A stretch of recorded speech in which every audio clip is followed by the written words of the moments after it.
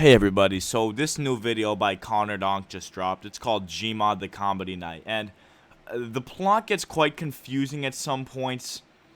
So I figured I'd do a quick breakdown of what exactly goes down in this video, and so that you guys don't get lost while watching. No, not this one. Alright, yeah. Okay, so our story begins here, at the start. We have the imposter.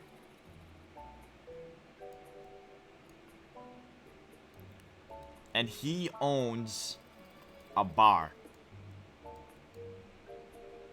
Okay, he owns this bar. And the imposter wants to make money.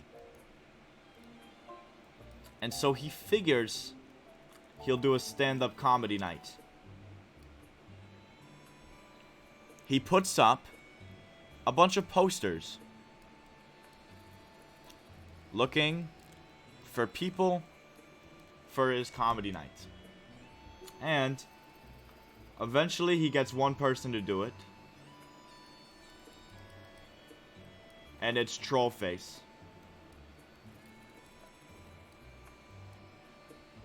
But what they don't know is that Trollface is cursed. Okay? Keep that in mind. Cursed Trollface. Right? Like ghosts and shit. Okay? So he curses the imposter. And the imposter now has to ride in a wheelchair.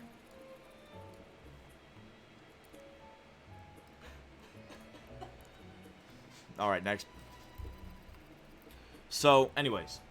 It's finally the night of the comedy night, okay? But this bar is very low-key, okay? So there's only two people there, okay? We've got the audience member, unnamed, and the bartender, also unnamed. And they're watching Trollface, who is currently levitating because of his accursed power. But they don't seem to care or notice or do anything. So he's levitating on the stage, telling his jokes. Suddenly, the imposter enters the room, and he's actually crippled because of that curse from earlier. But that curse also cursed his wheelchair to have no wheels. So he is currently crippled, and his crippled vehicle is crippled. So the audience member has to come over and help him so he can watch the show. Troll doesn't like this. He thinks his show is going to be interrupted, and this is his first big gig. So he kills the imposter with a yeet, a powerful weapon. It's an ancient word that means destroy in Arabic. So he kills the imposter. But as an act of revenge, the imposter's brother appears from an alleyway and blows up Trollface.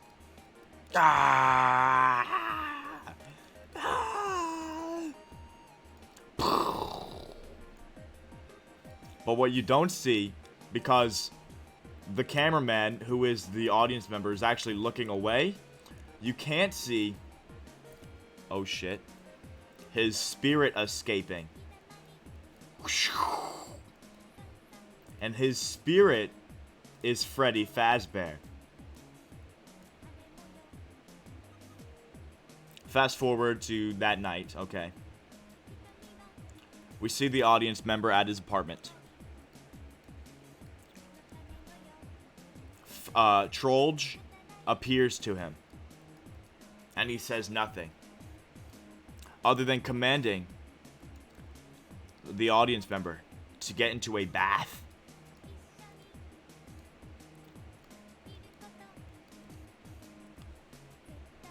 Now, you see, the spirit of Trollge is now vengeful. He's chaotic.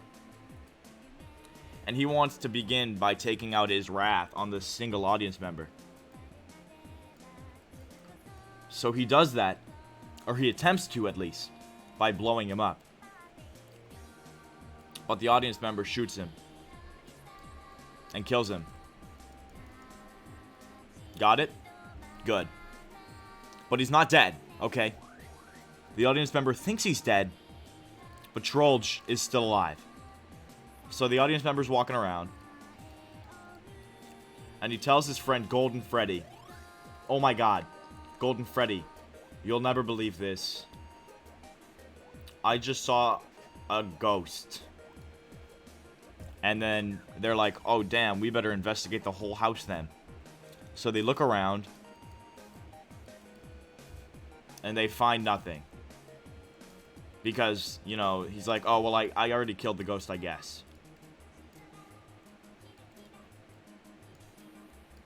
But then the ghost comes back. And it's vengeful. Luckily, the audience member is able to fend it off. Using a single shotgun blast. And, you know, fend him off once more.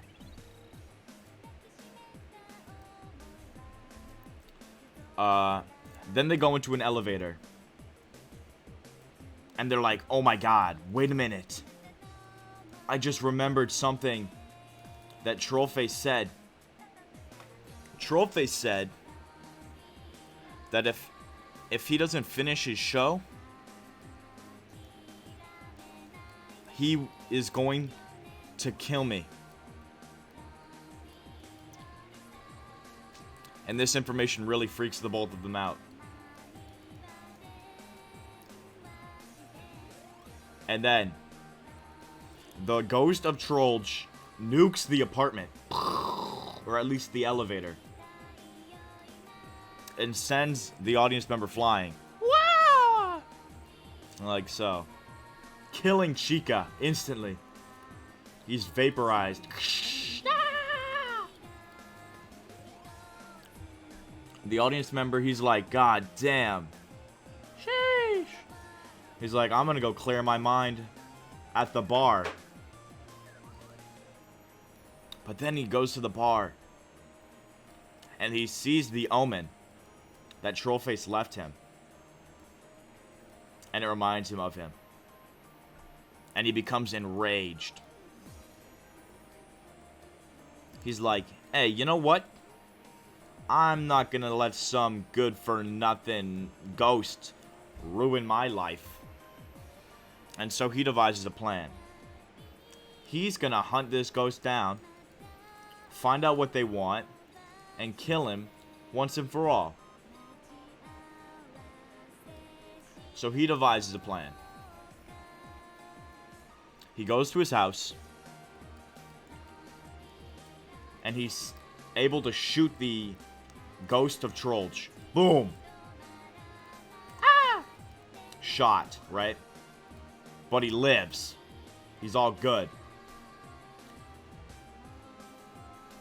So, as retaliation, Trollge kills some random guy and leaves his corpse in the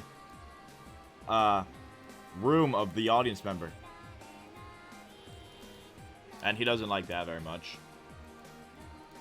And he also leaves a watermelon. Now, if you didn't know, the watermelon is very important. In fact, in donk culture, it means death. It's actually an omen for death. But anyways, Connor Donk, he's like, "Well, the audience member, he's like, "Well, what's this melon doing in my bathtub?" And then, you know, the ghost, he's watching, and he would find it to be quite humorous. He goes, "Ho ho ho, that is quite humorous." And then you actually see Connor Donk successfully kill him. Bam! And he goes flying and he fucking splats. Wow! Hold on, this music is some ass. I can't listen to that one. I can't listen to that one. Okay, he splats up. And at first he's excited. He's like, yes, I killed the imposter. But then he realizes, wait a minute. The sound's not gone.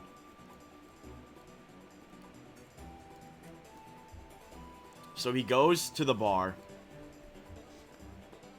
to try and get Trollge to come back to finish his act. But it's all in vain. Because Trollge is dead. And his ghost is dead. And so, as a result, the entire universe collapses. Because it turns out, Trollge is a metaphor. And that metaphor is God. You see, in many religions, we see an omnipotent figure follow around a main character. And this main character has to take on many wacky, zany scenarios. Well, our main character is audience member. And our enemy, our God, is Trollge. He's the Antichrist. And the audience member is an allegory for humanity.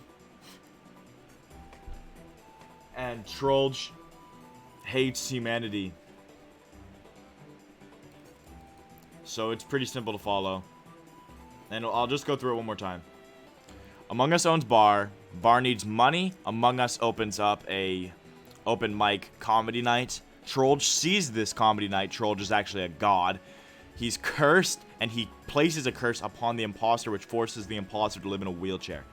He goes to the bar, and he starts telling jokes, and he eventually places a subtle curse on the audience member. He says, if I can't finish my show, you're gonna die. That's actually a metaphor for global warming. The audience member, he helps the imposter because the imposter's wheelchair broke, so he helps him to go get him a seat. Trollge is mad. He thinks that his show is going to be ending. That's yet another metaphor for global warming. The audience member represents a conscious public helping, and this represents putting an end to fossil fuels. He represents big oil, and he does not like that. He's in fact infuriated. So he does all that he can to kill the imposter with a powerful word, yeet, which we spoke about is a powerful Arabic word. As a result, they retaliate back, but his spirit escapes, okay? Spirit tries to kill audience member, tries to get him into a bathtub full of acid. Audience member refuses, shoots the fuck out of this guy. Goes over to see his friend. His friend's like, yo, yo, yo. And they go hunting for the ghost. They don't see the ghost. The ghost pops out from the stairwell. They blow it. They kill it. And then they go into the elevator and they realize, oh my god, Trollge placed a curse on me. If he didn't finish his show, he was going to kill me. Next things up, Trollge blows the entire building up, incinerating Golden Freddy. Connor Donk, the audience member, goes to the bar to clear his mind, where he thinks of Trollge and he realizes what he must do. So he says, fuck it. He gets super mad. He goes to kill the ghost. He shoots at the ghost, but the ghost lives. The ghost is actually God. They leave a couple of messages. What the fuck happens in this one? He kills him, but he's super paranoid, and then the universe ends. You got that? You got that? Now we're gonna watch the entire video and do a play-by-play, okay?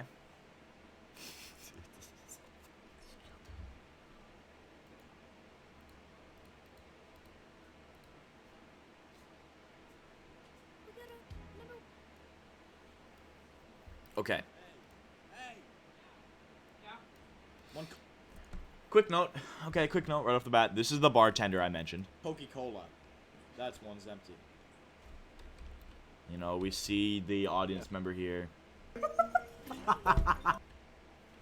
Okay, actually, this is a very pivotal moment. You see, the bartender here gets mad. Hey, tell us a joke. Hey, tell us a joke. He throws a bottle at the imposter. I mean, at the Trollge. And of course, Trollge is a metaphor for God, therefore making the bartender a metaphor for atheism. Okay. Anus. God, of course, says anus. He does. Here we see God here displaying his powerful might and flying and killing atheism. Anyone That's a subtle hint. mind if I bring my children? This is actually a biblical line. You know, God created man and all that. And so, you know, God begins making humanity and all that. Trying to see what happened to his parents. But then this is where God becomes corrupted and actually splits off into two beings. The Antichrist and God. And you see all these skulls here. These represent, you know, death. That the Antichrist, now in the form of Trollge, is committing. Many spines as well. Many spines as well.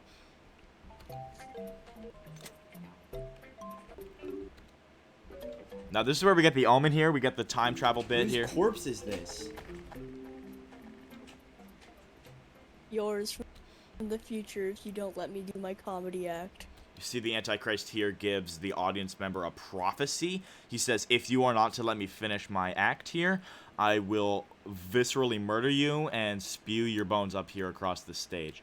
That's actually a metaphor. I thought of it in the shower. Okay, dude. Oh my god. Y'all ever hear about...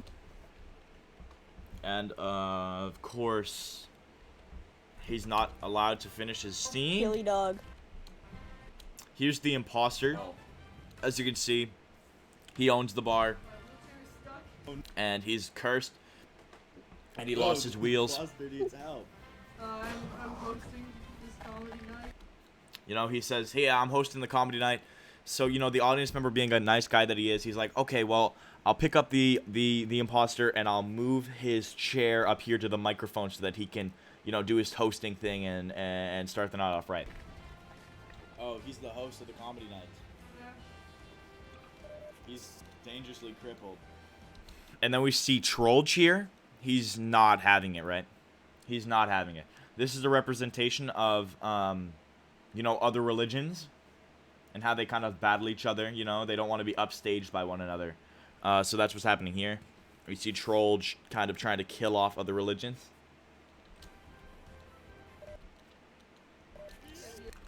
So he throws a single yeet and misses. Oh my god. And another one, and that kills the imposter here. You know, so the imposter is now dead. And Trollge killed him. You just killed the imposter. Ejected. Here he goes.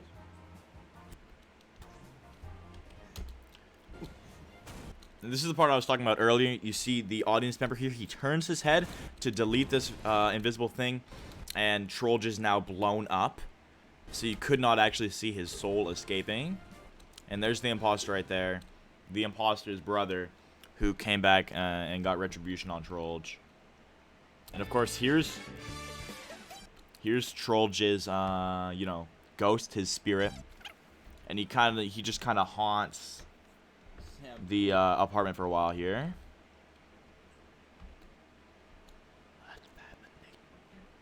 He says some spooky words. And he nearly, very nearly here, kills the audience member. But the audience member is able to fight back. One of 3 kills here. Feed Fredbear. He meets up with his golden Freddy friend, Fredbear. He's in my house, yeah. And, you know, they're looking around and they don't find anything.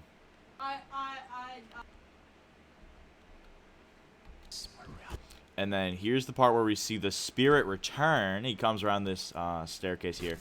He's killed off Jesus fucking Christ. for the second of third time. Oh my god. And then they go into the elevator here. This is a critical scene in the entire story. If you don't see this scene, not much of the lore is going to make sense. So I'll kind of give you the play-by-play here. We might even put it into slow motion and turn on closed captions so that you can really get what's going on here. Earlier. So here you can see here, you can kind of read through the lines. He says, "Do you remember earlier?" That's a cue that we're going into a callback. When Trollge said.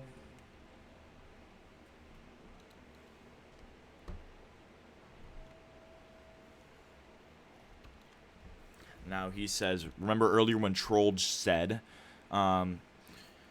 Closed captions will believe you. That says trolls. It is actually Trollge. This is gonna be you.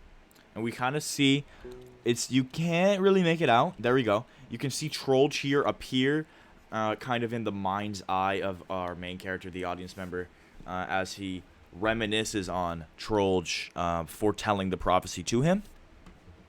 If you don't let me finish my bits. And then he kind of loses his train of thought, I guess.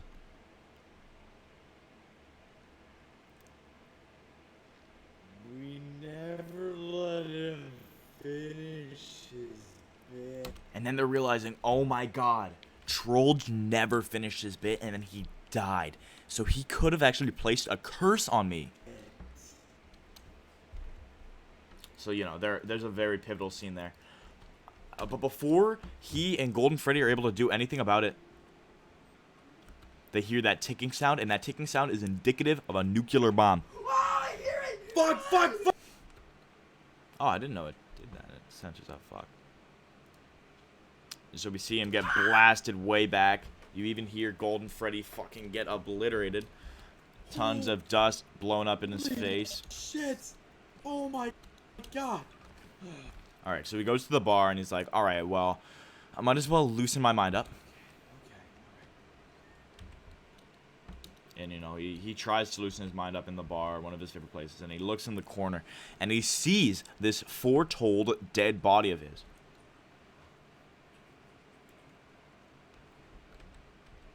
And he gets pissed. He gets real mad. He gets real mad. And he's like, alright, I'm going to kill the ghost. And he sees the ghost, and he shoots at him. Oh my god, oh my god, oh my god.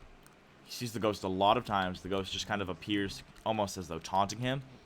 You hear a lot more ghostly sounds. What the fuck was that?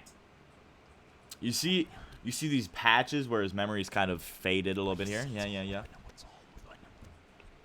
He sees the ghost here. Holy shit, He shoots it and realizes that he can actually deal damage to this apparition of the ghost, even though it's able to fly through walls. hit him. That ghost. Where you at, bitch? You know, he's still taunting the ghost, He comes in, he sees Bonnie dead. He sees the ghost to his right. Before he can look and shoot, he's already gone. He just shoots the glass, does nothing.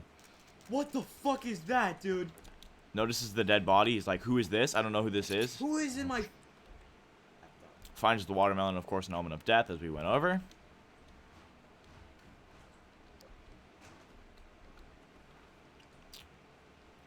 Comes in here, sees the watermelon again. This time, it's not an omen for his death, but for Freddy's. There's still a watermelon.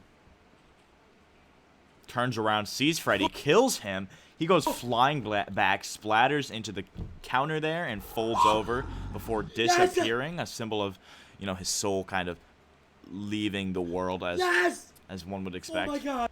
Let's roll. But he realizes. He's like, well, I've killed the spirits 3 times now, and I'm still being haunted. Show if And he still gets taunting. He gets taunted by, you know, the imposter here. So he's like, oh, goddamn.